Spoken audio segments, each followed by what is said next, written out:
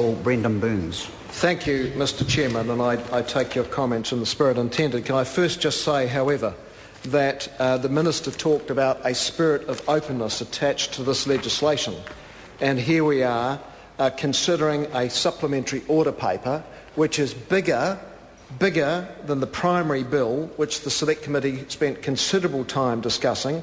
There was no signal to the Select Committee, of which I and other colleagues are members, that a supplementary order of this scale and consequence was coming. There was no signal of that, and if that's an indication of the spirit of openness, I would hope to think what the Minister would do if he wanted to put through a bill without any openness attached to it, because this is absolutely contrary, I'd suggest, to the way this Minister has operated in more than 25 years in this Parliament.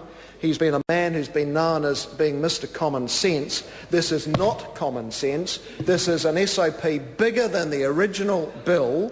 It includes dozens and dozens of complex technical changes which will inevitably involve some issues that will have to come back to the Finance and Expenditure Committee, because the history of rushed tax legislation is always that you make legislation in haste and you come back and repeal it at leisure, because that will inevitably be the consequences when we've got a supplementary order paper that is 13 pages longer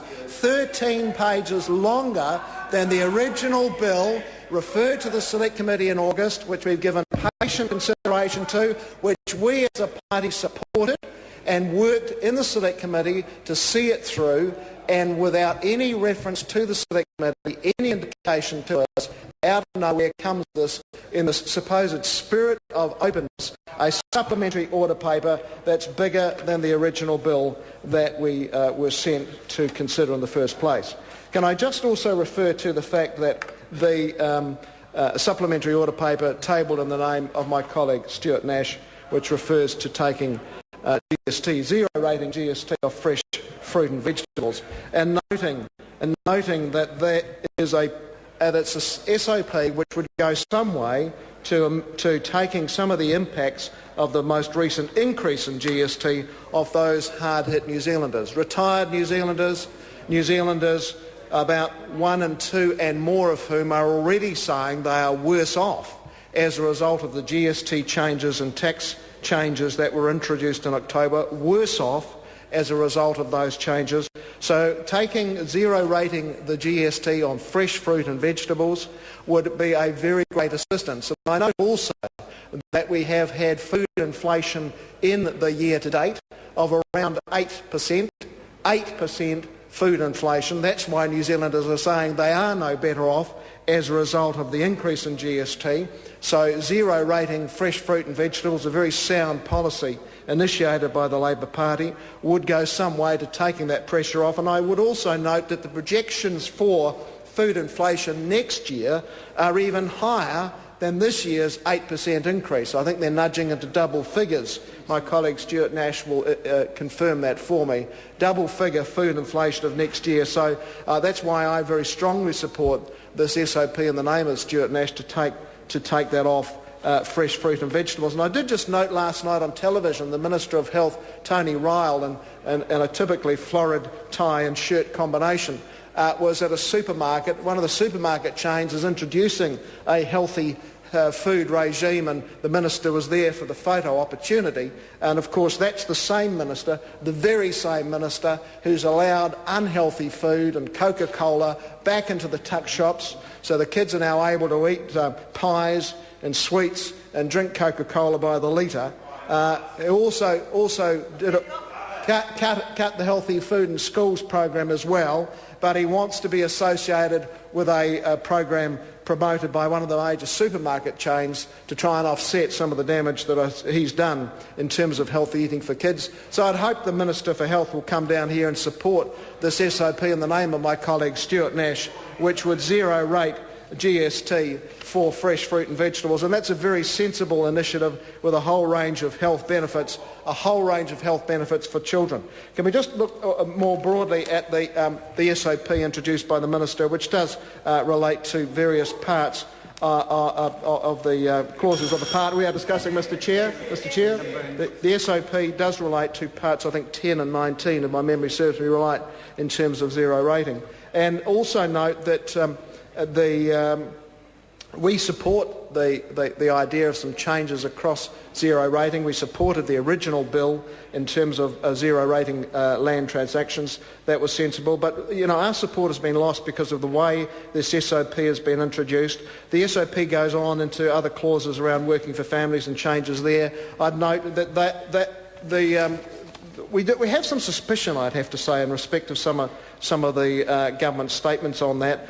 We do recall the Prime Minister's view that the Working for Families program, for instance, was communism by stealth, I think was the phrase he used. And that's why we say that this SOP needs to go back to the Select Committee for scrutiny. Not only are there likely to be in all of this host of technical, complex changes, some fish hooks that the Minister, and with all due respect to his IRD officials, not likely to have picked up all of the likely fish hooks that emerge when we pass under urgency, sitting on a Friday, a complex SOP bigger than the original bill.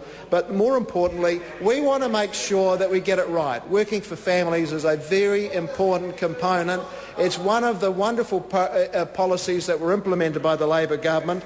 After describing it as communism by stealth, that's how the Prime Minister described it, but he seemed to come to the view that actually it was helping ordinary New Zealanders to get through life much better than without it. But we want to know what changes are proposed. Sure, there'll be some sensible changes. There is the odd person who pushes the boundaries, as happens with any program. There are always those who try and take advantage. But we need the scrutiny of the Select Committee. We need the process of input. And for the Minister to suggest that he's been working with the tax industry and they want these changes, all very good. But the tax industry doesn't necessarily always have every of the best interests of the taxpayers at heart. Some in the tax community are obviously there to try and ensure that their clients are able to minimise, shall we say, their tax obligations. And that's why it's important we have the scrutiny of the Finance and Expenditure Committee, the watchdog committee of Parliament. They're in charge of the revenue on behalf of the taxpayers. And I'd like to know what some of the other parties are going to do in respect of that. I know that Sir Roger Douglas has been a man who's always been concerned about the complexity of tax law. Here we have a 70-page SOP, dozens and dozens and dozens of technical amendments, complex technical amendments, which we are proposing, Parliament, the government is proposing, to push through under urgency without any real scrutiny whatsoever. And I'd like to ask the question of Sir Roger and ACT and Māori Party I'd put into the same category. I'd like to hear them say whether they felt they were briefed appropriately in respect of this huge, complex supplementary order paper relating to Part 1 of this bill, clauses 3 to 20.